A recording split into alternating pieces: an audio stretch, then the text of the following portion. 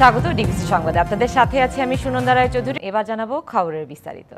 নারীর অধিকার সংস্কার বিষয়ক কমিশনের প্রস্তাব বাতিল সহ 4 দফা দাবিতে রাজধানীর সোহরাওয়ার্দী উদ্যানে চলছে হেফাজতে ইসলামের মহাসমাবেশ।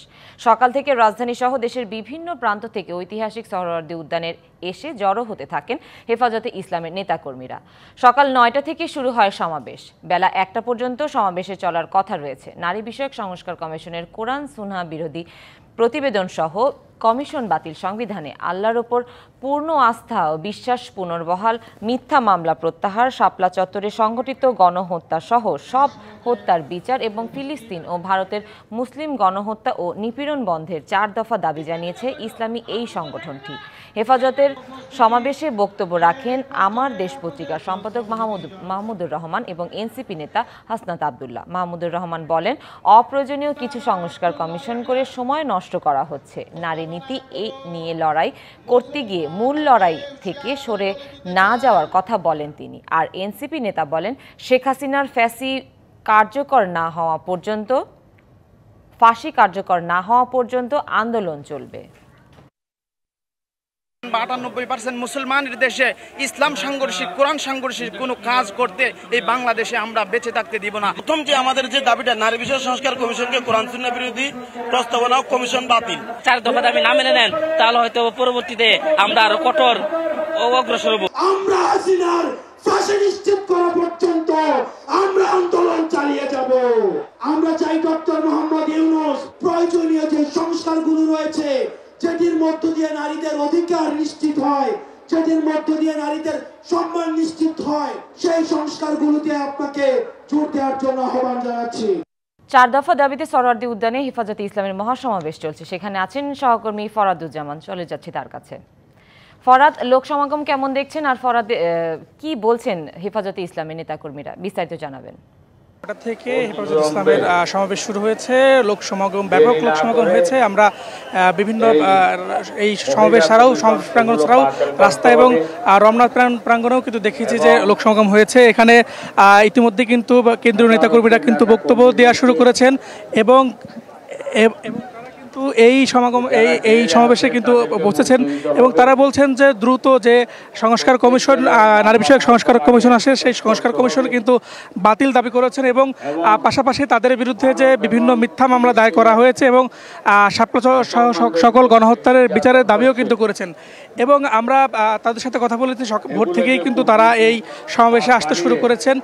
বিভিন্ন পর্যায়ে নেতারা কিন্তু ইতিমধ্যে বক্তব্য শুরু করেছেন। তাদের কাছে বক্তব্যের কয়েকটি বিষয় গুরুত্ব সহকারে তারা বলেছেন, দ্রুত এই সংস্কার কমিশন শুধু বাতিল নয়, বাতিলের পাশাপাশি এই সংস্কার কমিশনের যারা এই প্রতিবেদন জমা দিয়েছেন তাদেরকেও তারা বিচারের দাবি জানিয়েছেন। পাশাপাশি তারা করিডোর নিয়েও কথা বলেছেন, দ্রুত এই করিডোরের বিষয়ে সিদ্ধান্ত বাতিলের দাবি জানিয়েছেন। এবং এখন পর্যন্ত যত নেতাকর্মীর নামে মিথ্যা মামলা দেওয়া হয়েছে এবং যে সকল মিথ্যা মামলা রয়েছে সেই সকল মিথ্যা মামলা এবং পাশাপাশি শাপলা চত্বরে যে গণহত্যা চালানো হয়েছিল সেই গণহত্যারও বিচারের দাবি জানিয়েছেন এবং শেখ হাসিনাকে দ্রুত দেশে ফিরিয়ে নিয়ে তারও কিন্তু বিচারের দাবি জানিয়েছেন। আমরা এখন পর্যন্ত তারা যে আরও বেশ কয়েকটি দাবি জানিয়েছেন এবং করিডোরের বাতিলের বিষয়েও কিন্তু সিদ্ধান্ত জানিয়েছেন। বলছেন দেশের সার্বভৌমত্ব রক্ষায় তারা বারবার দরকার হলে আন্দোলন করবেন।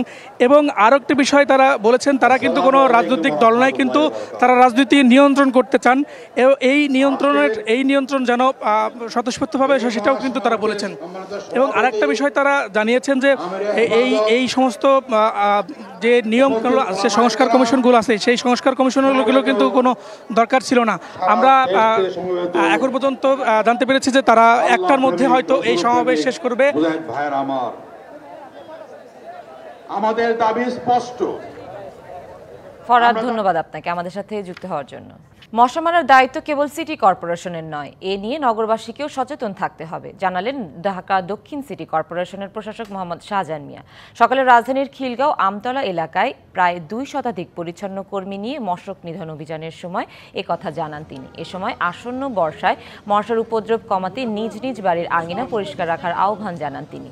বলেন, কারো একার প্রচেষ্টায় মশা সম্পূর্ণ নির্মূল করা সম্ভব নয়। এছাড়াও আরও জানান, নিয়মিত অভিযানের মাধ্যমে মশা মারার কার্যক্রম চলমান রাখা হবে।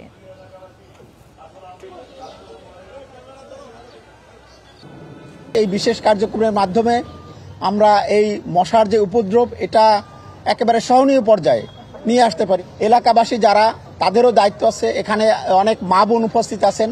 আমরা এলাকাবাসীকে একটু অনুরোধ জানাবো যে আপনারা আমাদের এই কার্যক্রমে আপনাদের সহযোগিতা একান্তভাবে আমাদের প্রয়োজন। শুক্রবার থেকে সাময়িকভাবে বন্ধ করা হয়েছে নভোএয়ারের ফ্লাইট চলাচল। কতদিনের জন্য অপারেশন বন্ধ করা হয়েছে তা স্পষ্ট জানানো হয়নি। টিকিট বিক্রেতারাও এ বিষয়ে পরিষ্কার কিছুই জানেন না। জানা গেছে বিদেশি একটি প্রতিষ্ঠানের কাছে নভোএয়ার বিক্রির আলোচনা চলছে। সেই কার্যক্রমের অংশ হিসেবে কোম্পানির নিরীক্ষা হচ্ছে। তার অংশ হিসেবে সংস্থাটির বিমান উড্ডয়ন সাময়িকভাবে বন্ধ আছে। সংস্থাটির পক্ষ থেকে জানানো হয়েছে এখনও নভোএয়ার বিক্রির চূড়ান্ত সিদ্ধান্ত হয়নি, তবে নিরীক্ষা চলছে। যেসব যাত্রী নভোএয়ার থেকে টিকিট সরাসরি কেটেছেন তাদের নভোএয়ার কার্যালয়ে যোগাযোগ করতে বলা হয়েছে। সেখান থেকে টিকিটের টাকা ফেরত দেওয়া হবে। যারা এজেন্সির মাধ্যমে টিকিট করেছেন তাদের সেখানে যোগাযোগ করতে হবে। সৌদি আরবের কাছে $350 কোটি ক্ষেপণাস্ত্র বিক্রির অনুমোদন দিয়েছে যুক্তরাষ্ট্র। প্রেসিডেন্ট ডোনাল্ড ট্রাম্পের সৌদি আরব সফরের আগে শুক্রবার এই অনুমোদন দেয়া হয়। যুক্তরাষ্ট্রের পররাষ্ট্র দপ্তর জানিয়েছে, ক্ষেপণাস্ত্র বিক্রি নিয়ে সৌদি আরবের সঙ্গে চুক্তির বিষয়টি তারা কংগ্রেসকে জানিয়েছেন। ক্ষেপণাস্ত্রগুলোর মধ্যে থাকবে মধ্যপাল্লার 1000 AIM-120 ক্ষেপণাস্ত্র। আকাশে থাকা যে কোনো লক্ষ্যবস্তুকে ধ্বংস করতে আকাশযান থেকে এই ক্ষেপণাস্ত্রগুলো ছোড়া যায়। এদিকে আগামী 13 থেকে 16 মে সৌদি আরব, কাতার ও সংযুক্ত আরব আমিরাত সফর করবেন ডোনাল্ড ট্রাম্প। সংবাদ এই ছিল এখনকার মতো। ডিবিসি নিউজের সংবাদগুলো পড়তে ভিজিট করুন dbcnews.tv আর ভিজিট করুন ডিবিসি নিউজের ফেসবুক পেজ এবং ইউটিউব চ্যানেল। সাথেই থাকুন।